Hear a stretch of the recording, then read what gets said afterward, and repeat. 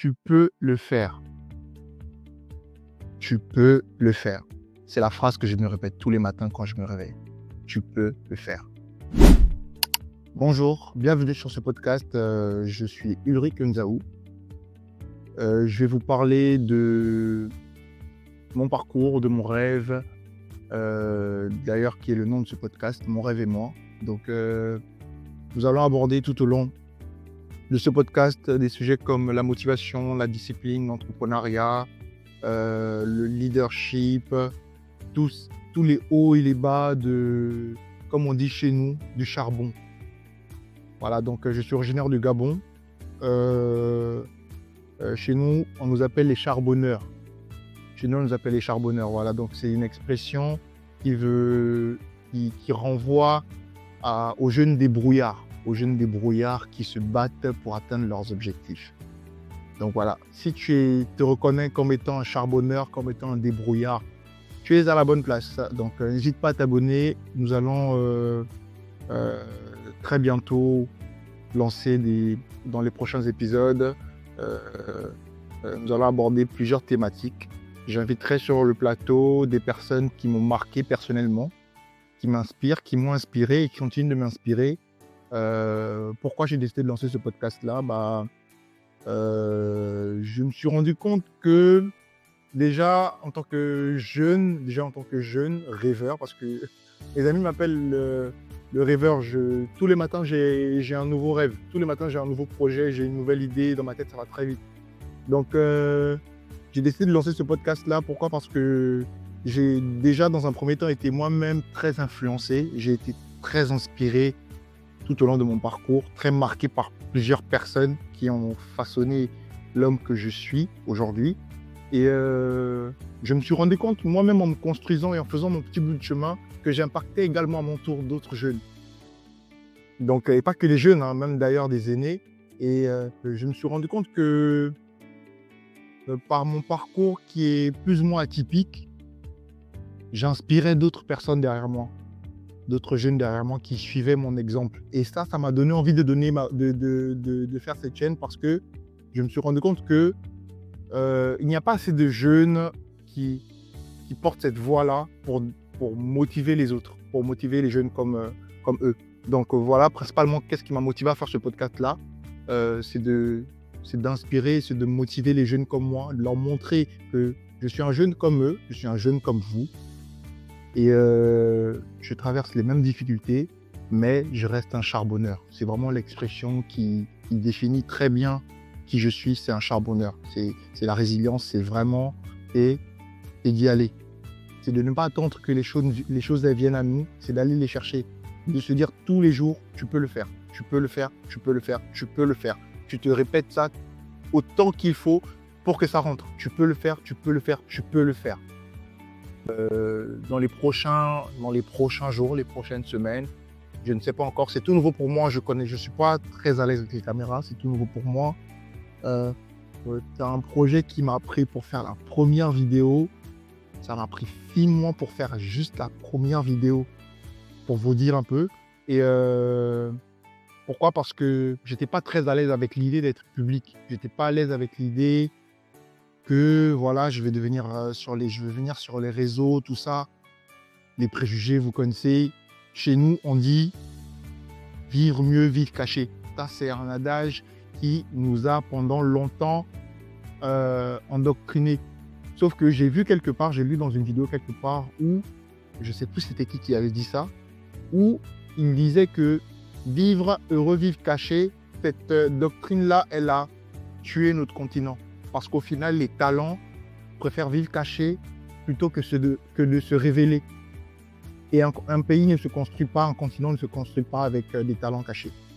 Donc voilà, aujourd'hui, j'ai décidé de prendre la parole sur les réseaux. Pourquoi? Parce que c'est ma génération, c'est ce qu'il y a à disposition. Et c'est de mettre en réseau, c'est de donner la parole à ces jeunes-là. Parce qu'en général, j'ai constaté que sur les réseaux, la majorité des personnes qui viennent parler pour nous motiver ou pour nous donner de la force à nous les jeunes qui nous débrouillons, c'est des personnes qui ont déjà atteint un certain niveau.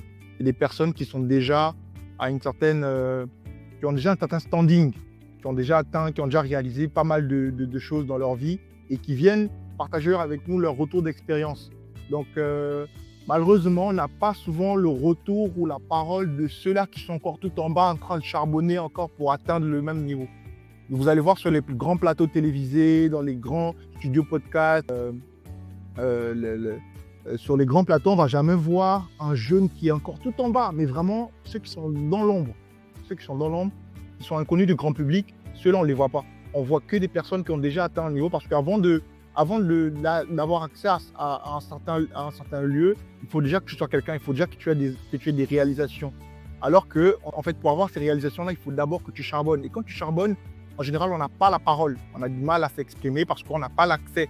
Et c'est le principe de ce podcast-là, c'est de donner la parole à tous les jeunes charbonneurs, à tous les jeunes qui se débrouillent et qui se battent pour atteindre leurs objectifs, pour atteindre leurs rêves, qui se battent pour construire leurs rêves. C'est donner la parole à ces jeunes-là pour qu'ils partagent leur retour d'expérience, comment ça se passe, les difficultés qu'on partage au quotidien, que ce soit dans le monde de l'entrepreneuriat ou même dans sa carrière professionnelle, quand on se bat pour atteindre un idéal, quand on se bat pour construire un idéal, toutes les difficultés qu'on traverse au quotidien. Moi, j'ai rencontré tellement de jeunes depuis que je suis en France, et même avant quand j'étais encore au Gabon, j'ai rencontré tellement de jeunes, mais qui ont une mentalité de soldat.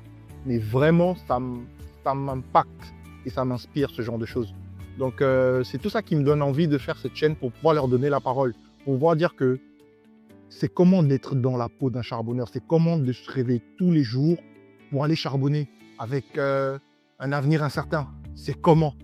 Donc, moi-même, le premier comme exemple, c'est de partager avec vous sur cette chaîne comment j'en suis arrivé où j'en suis. Et pourtant, je suis qu'au début. Je suis encore qu'au début sans me jeter des fleurs.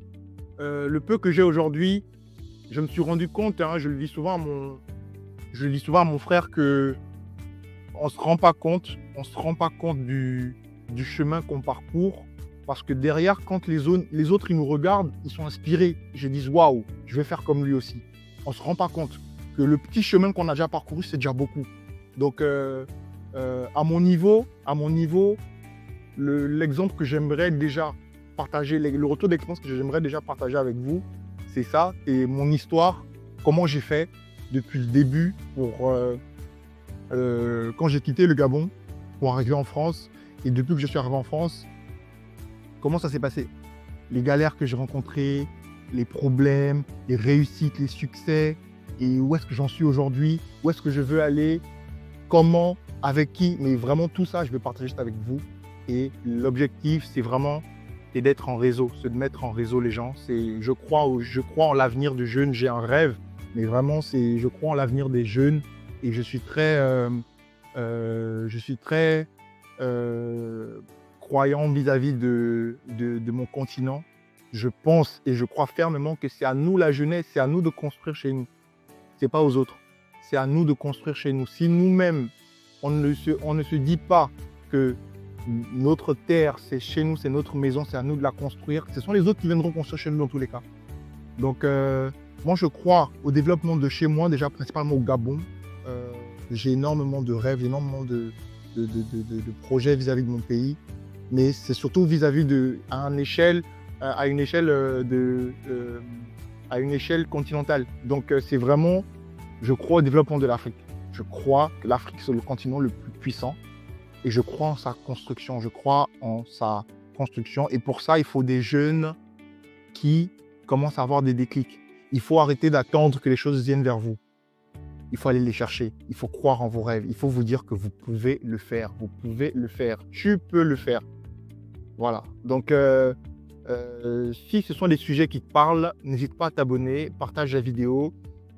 Et dis-toi que tu ne seras pas déçu des prochaines vidéos parce que ça va envoyer.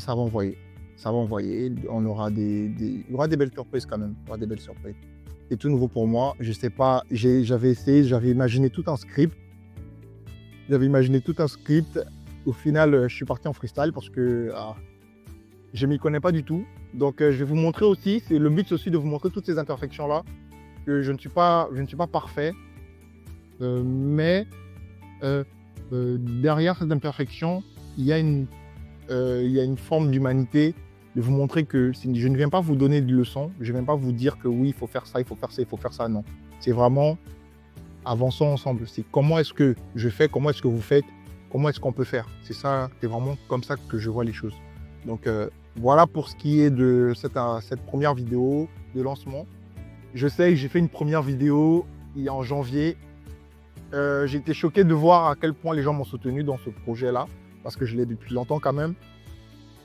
Les gens m'ont soutenu, j'étais choqué de voir jusqu'où c'est allé et comment les gens ils ont réagi, tout ça. En même temps, ça m'a braqué aussi parce que je me suis dit, waouh, les réseaux sociaux, ça me fait peur, je vais être exposé, je vais être public, tout ça.